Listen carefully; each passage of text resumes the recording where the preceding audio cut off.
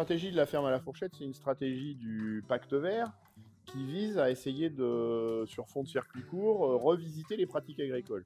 Pratiques agricoles qui devront, à l'horizon 2030, réduire de 50% leur utilisation de pesticides, de 20% leur utilisation d'engrais de synthèse, et devront engager 25% des surfaces agricoles en agriculture biologique, toujours à l'horizon 2030. Donc on voit bien qu'on est sur une logique où on veut changer en profondeur les pratiques agricoles qu'on connaît depuis 60 ans maintenant.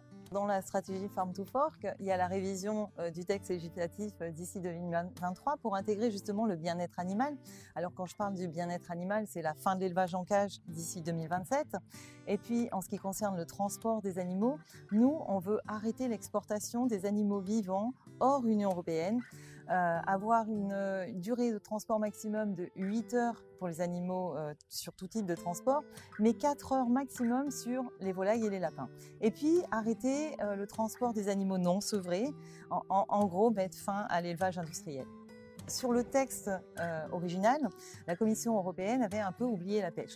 Donc on a travaillé justement sur le volet pêche, à intégrer le volet pêche. Au lieu d'avoir que la ferme à la fourchette, aujourd'hui on a la ferme à la fourchette et la mer à l'assiette, où on intègre justement le respect de la politique commune des pêches. En termes de gestion durable des pêches, arrêter la pêche illégale, aller vers une pêche beaucoup plus durable, arrêter la surpêche et faire en sorte d'avoir des quotas plus importants pour la petite pêche, la pêche artisanale, la pêche côtière, sur les pêcheurs qui pêchent avec des critères environnementaux, socio-économiques, qui préservent l'environnement. Le mois prochain, on va voter la PAC, la politique agricole commune, pour les 7 prochaines années. Et ce qu'on peut regretter, c'est que juste un mois après le vote de la stratégie de la ferme à la fourchette, on va voter une PAC qui ne sera pas l'outil d'atteinte de ces objectifs.